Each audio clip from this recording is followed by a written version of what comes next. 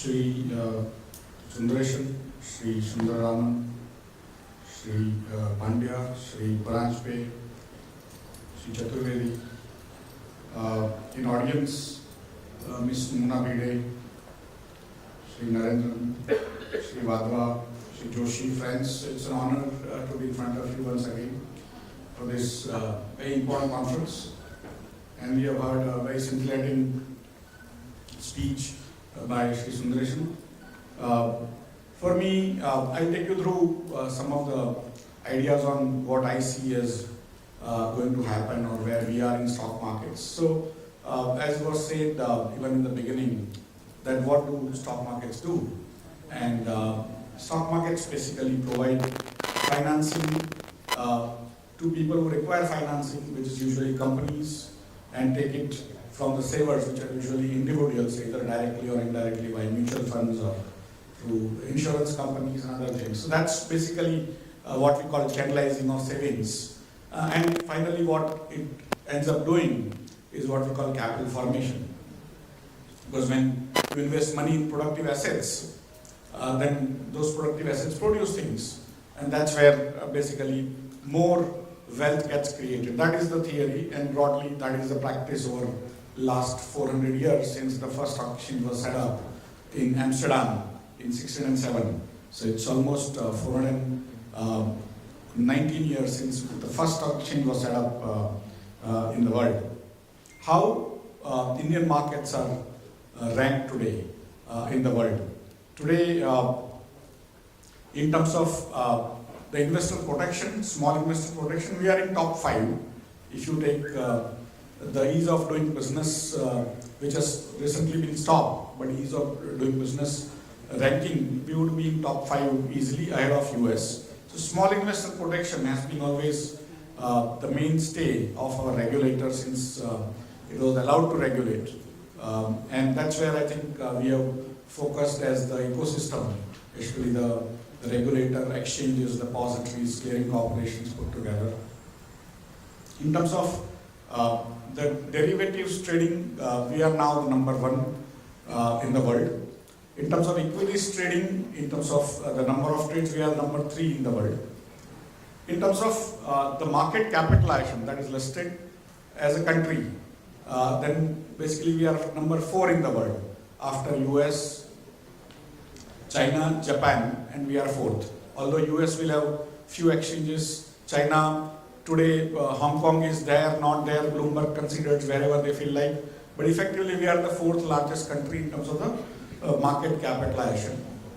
In terms of the number of trades done per day, we are the largest country in the world today, put together equities and derivatives. So again, it's a very interesting phenomenon that per capita GDP is around $2,400 as per the latest budget numbers, which is pretty much on the lower decile, last 10% or close to that in the world. And still we are having a very, very thriving trust market, because basically these markets are about giving money to somebody with the hope that it'll come back with some great returns, right? And that's a trust on somebody else's abilities of the society to function well, create profits, and so on and so forth, and then it will be coming to you, right? It's a great leap of faith, and that is what capital markets in India have achieved in a significantly low per capita income country. There is no other market in the world today. There is no other market even double our size in terms of per capita GDP, 2,500, we are close to that. $5,000 per capita income, if you take those countries, nobody has a market like ours. If you take $10,000, nobody has a market like ours. If you take $20,000 per capita, nobody has a market like ours. So it's a great asset that has been created, and that is the asset of trust. That the people have trust in the central government, in policies, in the regulator, in exchanges, and of course in the companies that people are able to invest money with a fond hope. And some of those companies don't do so well, some of those companies do so well, but on an average, overall, they do reasonable corporate governance, and they have proved over last 148 years since the formal markets have existed, and almost 200 years since the informal markets in bonds and other things existed in India. So why I gave you this perspective is the trust is what all of us put together have created, and we need to build that. As the theme says, what's going to happen in 2047, which is basically 25 years from now, and which industries will be successful. Because if you need to figure out, we are kind of looking into, in a way, a looking glass in what is going to happen. Which countries will do better? Are we in a good position to be sort of successful going forward? What will create more wealth going forward? There is past, and as always in mutual funds and other places they say that past is not a good guide to future. It is true with even general life, even for countries increasingly going forward. Earlier past was a good guide to future, but today it is not a good guide to future. You can still learn from them, but you don't think that the past is going to repeat so much going forward. And that's why we have to ask these questions to ourselves, especially the youngsters, because 2047 is 25 years from now, and many of you will be there, many of us will not be there on the stage. And so whatever we are speaking may come out to be true. Don't think we knew the future. Whatever we are speaking may not come out to be true after 25 years. Don't blame us, because we are also equally ignorant. We are just trying to pretend to be knowledgeable. And so bear with us. We'll give you some ideas of why our experiences have told us that what may potentially happen given whatever we have seen in our lives, and what will happen to the financial regulations, because financial regulations have evolved since the SEC came into place as a centralized regulations since almost 1935 onwards in US, and then of course in India over last 25-30 years since SEBI was set up. Before that also the financial markets were regulated, but in a different way from Ministry of Finance. And if the financial markets have a role to fund the companies, and of course those companies will create great wealth going forward, then why should those companies be funded if they are not doing good corporate governance, as was pointed out in certain cases and things like that? And so those are the things we need to kind of talk about. In my own studies, what I've observed over the last 10,000 years, last 20,000 years, last 100,000 years, what you see is that technology is the only wealth creator. Everything else is basically song and dance about technology. The societies which adopt technologies end up doing better in future. They may not have done better in the past, but the societies which actually adapt to the newer technologies will create better wealth for themselves. And so technology is the only determinant of creation of wealth, and of course how you preserve the wealth is how the society is organized. How does it trust each other, how non-violent it is, and so on and so forth. So first and foremost is, if India remains non-violent within itself, and of course the neighbors remain non-violent with India, and everyone else remains non-violent with India going forward, will be doing exceedingly well going forward. And I'll tell you my hypothesis why we do this. Because technology used to come very slowly over last sort of several lakhs of years. And slowly the pace started going up. Over the last 800,000 years, the pace became very, very large. And what was supposed to be a stable world became very unstable. People who were poor, like Europeans, were very poor at the beginning of last millennium. And suddenly, in 500 years, they ended up subjugating everyone and became very, very rich.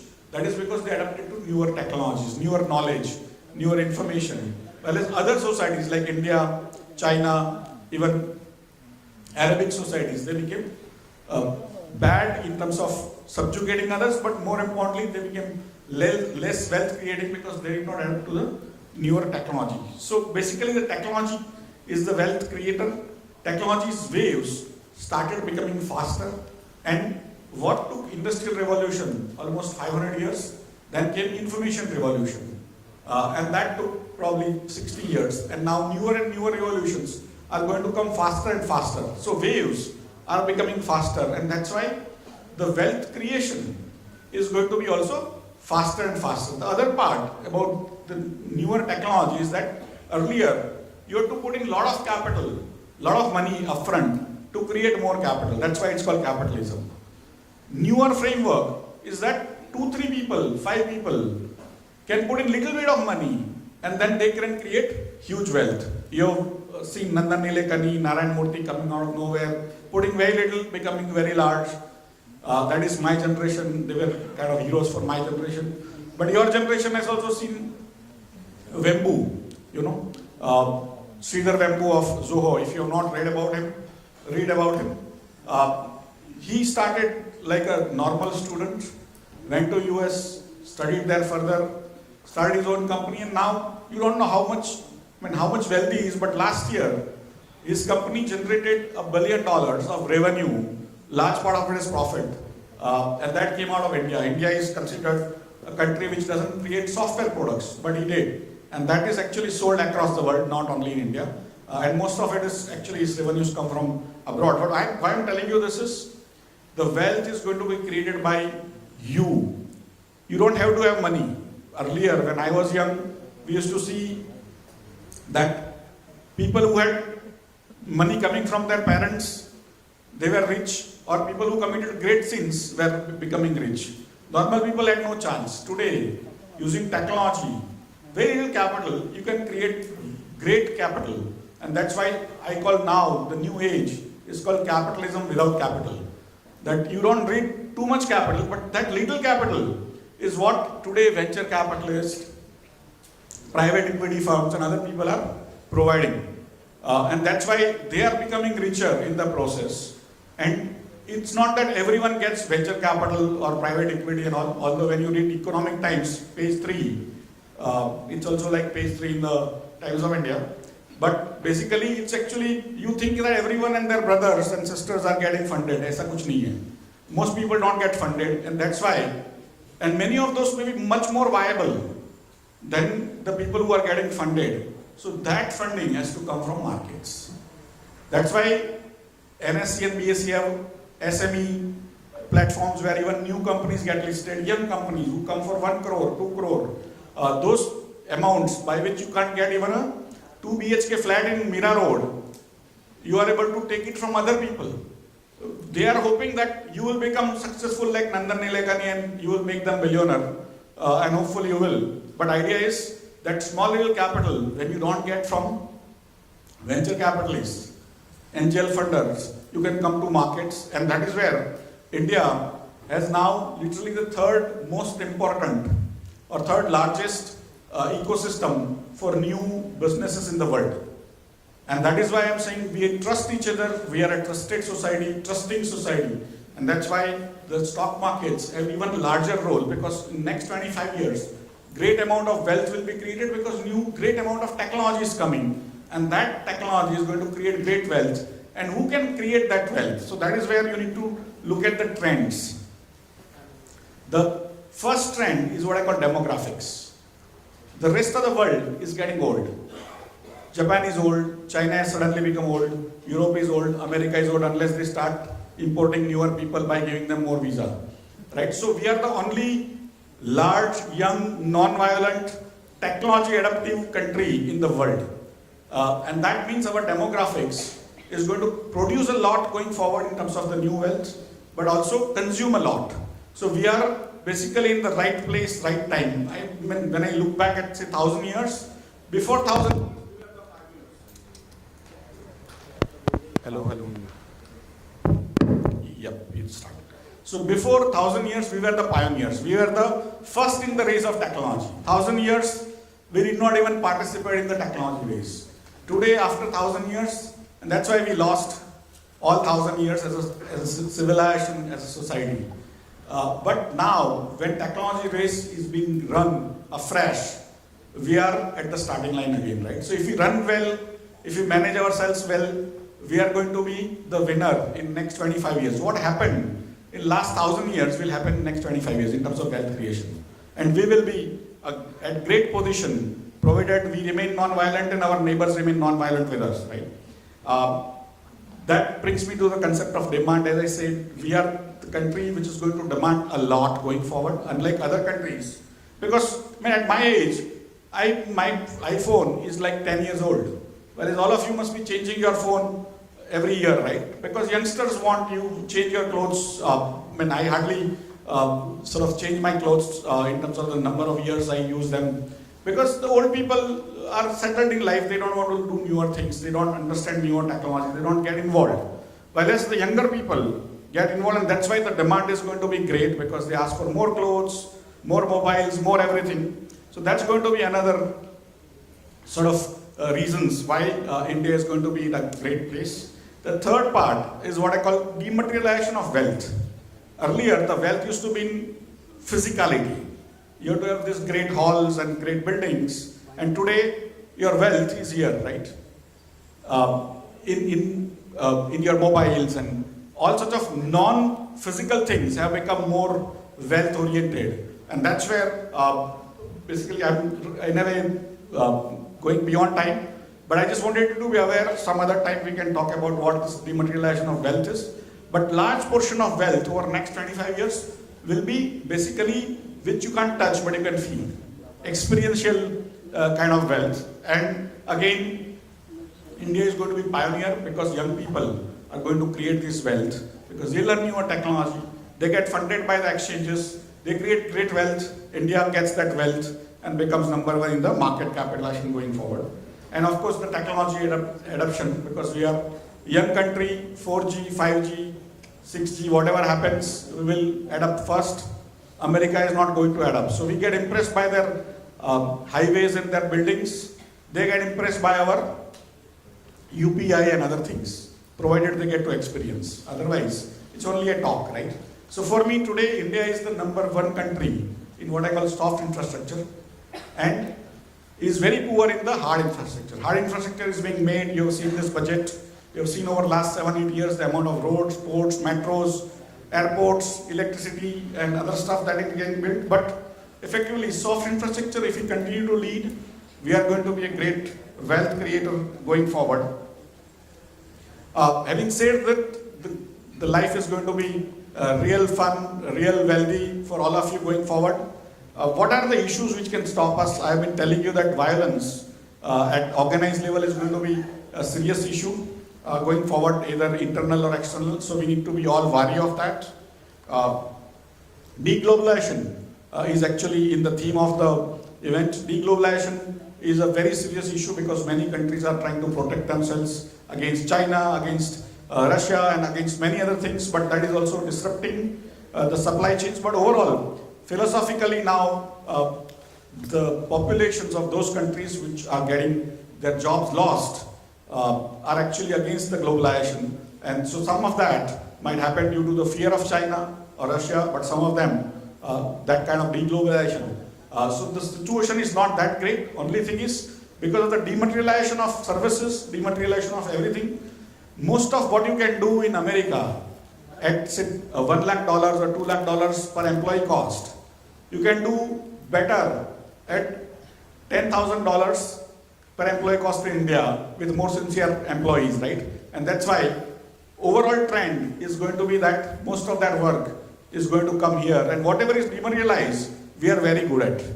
Services and all, whatever is physical today, China is good at, we are trying to become good at, that is the physical things like toys and clothes and other things, we are trying to become good at it. But in one item yesterday, I don't know how many of you read, Honorable Commerce Minister Piyush Goyal said that in next 10 years, we are going to become $1 trillion of export in manufactured goods and also in the services. Just check that out, either in 7 or 10 years. And that's what basically, that is the hope we have, and hopefully we'll achieve that or go beyond that. The deglobalization is a serious issue. Increased interest rates, at least in short term, last 1 year has seen increase of interest rates for a 10-year bond in US from 25 basis points to now close to 4 percentage points, that's like 400 basis points. It has gone up by 16 times the interest rates, which is like huge, right? We have not yet seen the effect of that. That effect is going to come slowly. After that, the interest rate might go down, but currently inflation is on. So that is going to again slow down a little bit in the short run, but the long run, it's again going to be who masters the technology and who uses the technology is going to be the issue. And the last trend is that the world is getting older. So even if you manufacture too many toys and too many sort of things, too many cars, world may not be interested in buying, right?